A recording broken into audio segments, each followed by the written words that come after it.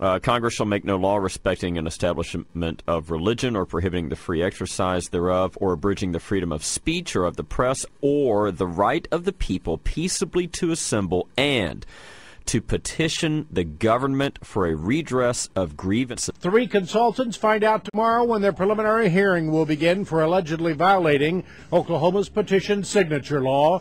More from KTOK's Peter J. Rudy. Richard Carpenter, Paul Jacob, and Susan Johnson were indicted. All 3 are charged with conspiracy. A judge will meet today with prosecutors and defense attorneys for 3 consultants charged with violating state laws on gathering signatures for ballot initiatives. For Richard Carpenter, Paul Jacob, and Susan Johnson, who were indicted for conspiracy. Why were you indicted this past week by the Attorney General in Oklahoma, Drew Edmondson? Well, I think his motivation was to send a pretty strong signal that they don't want there to be voter initiatives. They don't. Eric O'Keefe is with us.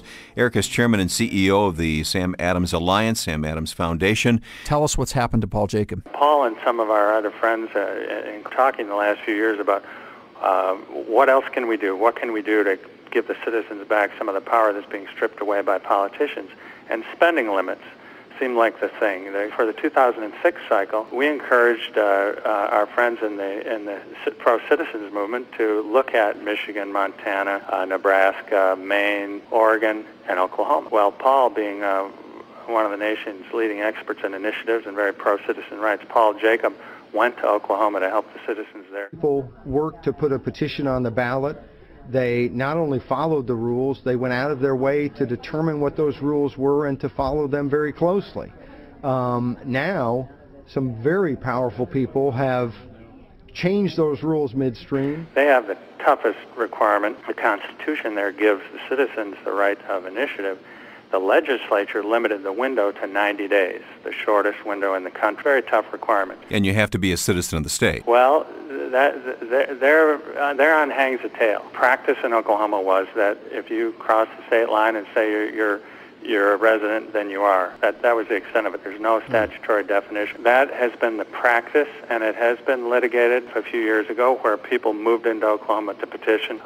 Those against the initiative sued and tried to get the signatures thrown out of those who had recently moved into the state. They lost. The state Supreme Court said, no, those signatures are good. And what went wrong? Well, first off, the petition drive was going great. Citizens loved it. It was polling up about 70 to 20. It was very popular. Got the signatures, got way more than enough, and the other side, in desperation, sued. The court threw this off in August of 2006. Didn't issue their full decision until December of 2006. In that decision, they claimed that non-residents had petitioned. Then, out of the blue, in September, Paul Jacob and 2 other organizers were indicted by the Attorney General there, and they faced charges. They faced criminal felony indictment for conspiracy against the state of Oklahoma. You know, I think it's the age-old attempt to stop ideas you don't like by force, by threats, by intimidation.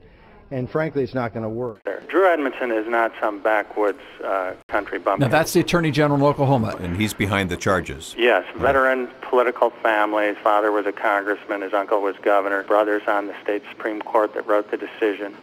They go way back in the Democratic machine. He's also the former president of the Attorneys General Association of the U.S. Term limits on the governor. There are term limits there on the legislature. There are not term limits on the Attorney General. He's been there since 1994. And that I intend to remain as Attorney General of the state of Oklahoma. He's one of the good old boys of the old Democratic machine in Oklahoma, and their power is slipping away as things change. And the impact that I can have as Attorney General on those decisions and those issues is greater, at least in the short term, than the impact that I could have in the United States Senate. On the professional side, it is extremely appealing to me to be able to make a decision or a determination on a particular issue and effect action on that issue without having to consult with colleagues, without having to gain the votes of 49 or 50 other senators and the House of Representatives to get that done. And that's a part of the job that I particularly like. Did they arrest him? They arrested Paul last month in Oklahoma City, and this is no did small they thing. handcuff him? They handcuffed Paul, and they attached him with leg irons to Susan Johnson, another organizer who's a grandmother from Michigan. Oh, my goodness. They're charged with conspiring a law that no one has ever been even charged with breaking. The spirit of Sam Adams is once again in the room. We've got an American patriot by the name of Paul Jacob who is doing nothing other than exercising his constitutional rights, assisting friends in Oklahoma to circulate a petition to the Oklahoma government, and the man was dragged off in leg irons and handcuffs. This is a political attack. It's politically motivated. It's all politics. This is like 1776 all over again. The people are desiring the right to redress grievances to their government, and the politicians are throwing them in jail in chains. I'll tell you what I was told early on in Oklahoma. People are afraid to speak up because they're afraid the Attorney General will come after them. The political message here, it's already sent a chilling effect. You can imagine the effect it has on petitioning in Oklahoma. Eye to Eye on News Radio 1000 KTOK. The former Democratic candidate for Congress is Ben Odom. There's an editorial, I don't know if you've read it yet, in the Wall Street Journal this morning, and it's about Drew Edmondson going after the folks who collected the petitions. I'm going to read one paragraph, Ben. I know you probably haven't read this yet, but I'm going to let you get your comments on it, and I know you need to know more. But they're talking about petition drive and how they said no, it's invalid because the folks gathering petitions were from out of state. Here's the Wall Street Journal editorial part. After the Oklahoma Supreme Court ruled, Attorney General Drew Edmondson could have let the matter die. Instead, he decided that the best use of scarce prosecutorial resources was to indict the petition campaigners. There's reason to believe his decision has less to do with enforcing the law, more to do with warning activists to think twice before challenging political elites.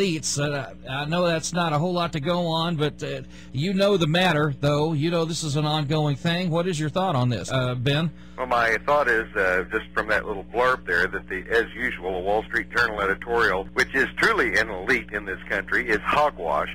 And Drew Edmondson's protecting the integrity of the Oklahoma political system. And Drew Edmondson, he does what he needs to be done. And I think that the fact that he's willing to do what he needs to do speaks volumes here. And I could care less, frankly, what the Wall Street Journal thinks about what happens in Oklahoma. Just thought it was interesting that it made a splash all the way up to the Wall Street Journal. Speaking as a former criminal law professor at OU, speaking as someone who's been an attorney for almost a quarter of a century in this state, all I have to say here is that but they're separate statutes. You have state laws, you have federal laws, and so that's what's going on there. In terms of what other people may think about investing in Oklahoma, the Wall Street Journal has always had a very consistent, hard line to the right, to the conservative side on most issues, and I think most people who read that are going to be very aware of it, and are also going to be, if they're savvy enough to have millions to invest in Oklahoma, to understand that the Edmondsons have long been long-time Democratic family in Oklahoma, with Governor Edmondson, U.S. Senator Edmondson, Congressman Edmondson, and now Attorney General. Attorney General Drew Edmondson continues to come under fire. Owasso State Senator Randy Brogdon says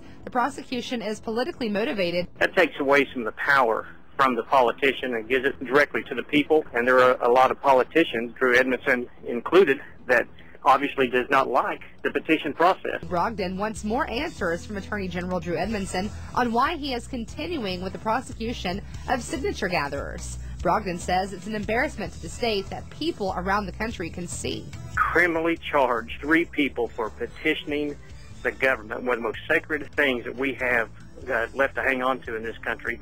He criminalized that, and I just find it appalling. There is no comment from the Attorney General's office. Now we're being threatened, and I think the reason is clear. They want to shut us up, and they want to scare anyone else who might want to reform their government from doing it. But it's not going to work. We're not going to simply sit back and let them steal our freedom.